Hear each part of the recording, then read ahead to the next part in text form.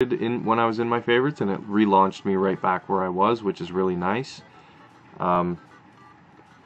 So first thing I want to do, or one thing I want to say is the creator of this theme is Dave Barcy or Dave Barcy. It's DAVBARC, and my hat's off to them for the theme. The theme's amazing. I mean, all I've done is just modified it a little bit, and I added the background music and the scrolling sounds. So my hat's off to Dave Barcy. And another person I want to give a shout out to when we launch a game. So we're going to launch Super Mario 3. Look at that overlay. And this was done by James Baker. So James Baker does amazing work. He does have a YouTube channel, Baker Entertainment System. So go ahead and check that out. He does phenomenal work. I'm a big fan. And again, he has a page on Arcade Punks as well. So go ahead and check him out as well. Now you can modify within RetroArch if you want to you can see in the overlay that there is some transparent area which you can still see the game. But you could shrink it down if you wanted to. I actually enjoy playing it just like this.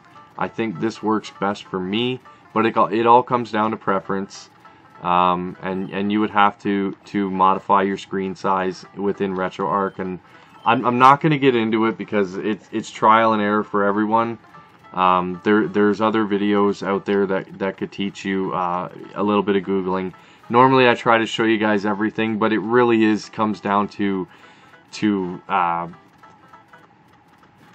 each individual and how their system's set up. I mean, on one computer I've shrunk it down, and then I try to use the exact same settings on another computer with a different size screen. Well, it didn't work, and so to each his own. I really don't want to get into that.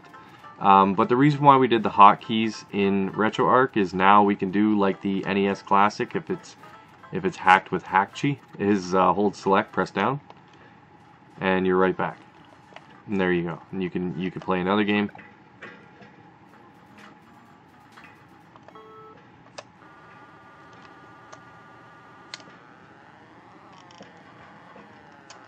Hold select, press down. So again, guys, this is an Arcade Punks only exclusive build.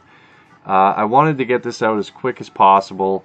I know the NES Classic was a pain in the butt to get, and this is probably the closest you can get to having, next to having the real deal. So get yourself some nice USB NES controllers and play the heck out of this thing. Or you can use your 360 controller. You can use whatever you wish. But myself, I actually use NES USB controllers. So I'm limited on buttons, but select and down work, and I got enough to get me rocking and rolling. But to each his own. Everyone prefers a certain controller. So really appreciate you guys watching. Make sure you check out Arcade Punks. You can get this build. I'll leave a link to their website in the description. Please like the video, subscribe to the channel. Consider supporting me on Patreon. That would be awesome. Anyone who is, thank you very much, and have a good day, everybody.